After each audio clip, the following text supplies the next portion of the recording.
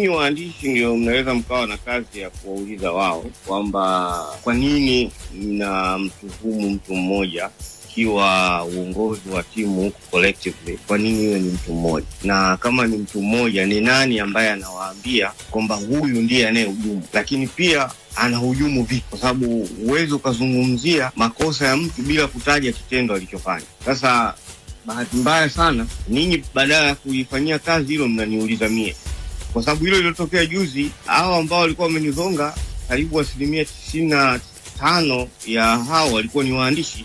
Sasa waandishi wote walikuwa pale na walitamani tuzungumze. Wakati tunataka kuzungumza, ghasia za maneno na kelele zilikuwa zikiongezeka, lakini walikuwa na watu hao wamezungumza nao kabla yangu pia. Mbona hawakuwauliza hilo swali kwamba nyinyi mnaambiwa na nani kwamba huyu anahujumu, na katika kuhujumu kwake anahujumu vipi? Hilo swali mmewahi kuuliza? Lakini mwenyekiti, wewe unasikika ukisema kwamba hawa watu wanatumwa kuchafua. Sasa labda wanatumwa na watu ambao wako ndani ya Simba ama wako nje ya Simba. Unajua binadamu unaweza ukampima conscience yake kwamba huyu anachokifanya kina uelekeo wa kuwa ni halisia au kutokuwa halisia. Na ndio jambo ambalo labda naweza nikajiuliza pale ambapo huyo mtu nikikutana naye na nikamuuliza, sawa bana, haya mimi nimeambiwa na nani?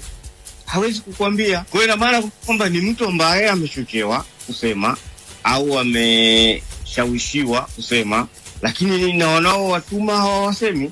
Lakini umesikika pia ukielezea kwamba inawezekana hata hao ambao wanakufanyia vurugu za hapa na pale, inawezekana pia si wanachama wala mashabiki wa Simba pia, kwa sababu wanachama wanayo platform yao ya kuzungumza ambayo ni mkutano mkuu. Na hata hivyo tunafanya mikutano mingi, tuna wanachama katika kipindi chote cha mwaka. Mwanachama anayo haki ya kuandika maoni, maelekezo yake, kuja kufika mpaka kwenye ngazi ya uongozi, kuanzia kwenye ngazi yake ya tawi kwenda kwenye ngazi ya wilaya, mkoa mpaka taifa. Wanazo njia za kuweza kuwasiliana na uongozi, lakini pia pale ambapo wanahisi kwamba kuna jambo ambalo limekiukwa, mamlaka za serikali, mamlaka za kisoka zipo.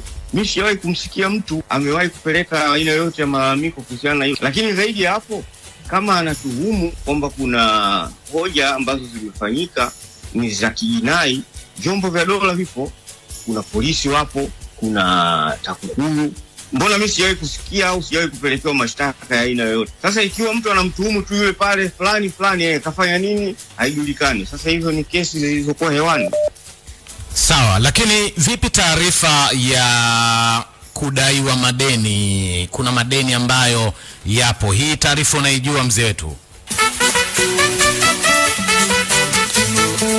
Mimi sifahamu hilo jambo. Lakini Mode uje anawadai. Nimekwambia sifahamu hilo jambo kwa sababu timu au bodi ina utaratibu wake wa uendeshaji, na pande mbili za uwekezaji ndizo ambazo zinaweza zikajadili kama kuna deni linalotokana na upande wote. Lakini hili jambo sio la leo. Kuna wakati walishaibuka wajumbe wakazungumza mbele ya media, wakaeleza namna ambavyo Mo anawadai na watu wakajua kwamba kweli Mo anadai. Hata yeye alipokuja kuzungumza alitaja mabilioni ya pesa ambayo ametumia katika Simba.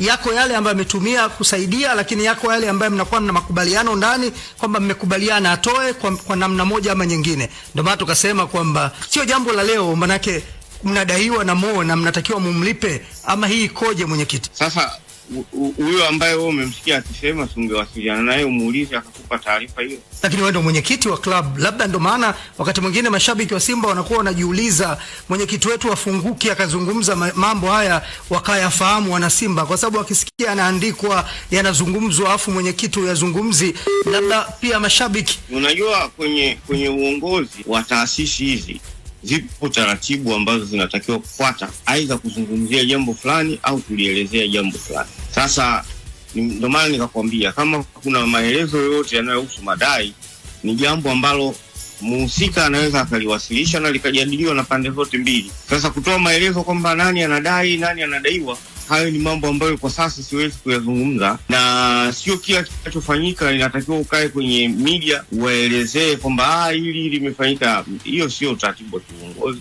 na sio zile nidhamu za kiuongozi.